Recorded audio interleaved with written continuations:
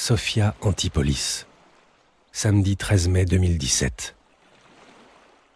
Je garais la voiture de location sous les pins, près de la station-service, à 300 mètres de l'entrée du lycée. J'étais venu directement de l'aéroport après un vol New York-Nice, pendant lequel je n'avais pas fermé l'œil. La veille, j'avais quitté précipitamment Manhattan, après avoir reçu par mail un article évoquant le 50e anniversaire de mon ancien lycée. Le courrier m'avait été envoyé via la messagerie de ma maison d'édition, par Maxime Biancardini, qui était autrefois mon meilleur ami, mais que je n'avais pas vu depuis 25 ans. Il m'avait laissé un numéro de portable que j'avais hésité à composer avant d'admettre que je ne pouvais guère faire autrement. « T'as lu l'article, Thomas ?» m'a-t-il demandé presque sans préambule. « C'est pour ça que je t'appelle. Tu sais ce que ça signifie ?» Sa voix résonnait des intonations autrefois familières, mais elles étaient déformées par la fébrilité, l'urgence et la peur. Je n'ai pas tout de suite répondu à sa question.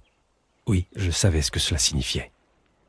Que c'était la fin de nos existences telles que nous les avions connues. Que nous allions passer la prochaine partie de notre vie derrière des barreaux. « Il faut que tu viennes sur la Côte d'Azur, Thomas », me lança Maxime, au bout de quelques secondes de silence. « Il faut qu'on mette au point une stratégie pour éviter ça. Il faut qu'on tente quelque chose. » J'ai fermé les yeux en mesurant les conséquences de ce qui allait se passer. L'ampleur du scandale, ses implications judiciaires, l'onde de choc se répercutant sur nos familles.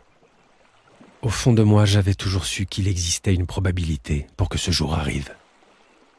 J'avais vécu près de 25 ans, ou fait semblant de vivre, avec cette épée de Damoclès au-dessus de la tête.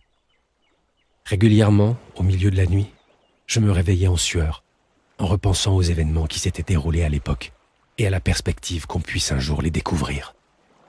Ces nuits-là, j'avalais un Lexomil avec une lampée de Karuizawa, mais il était rare que je parvienne à me rendormir. « Il faut qu'on tente quelque chose », répéta mon ami. Je savais qu'il se berçait d'illusions, car cette bombe qui menaçait de ravager le cours de nos existences, c'est nous qui en avions été les artificiers, un soir de décembre 1992. Et nous savions tous les deux qu'il n'y avait aucun moyen de la désamorcer.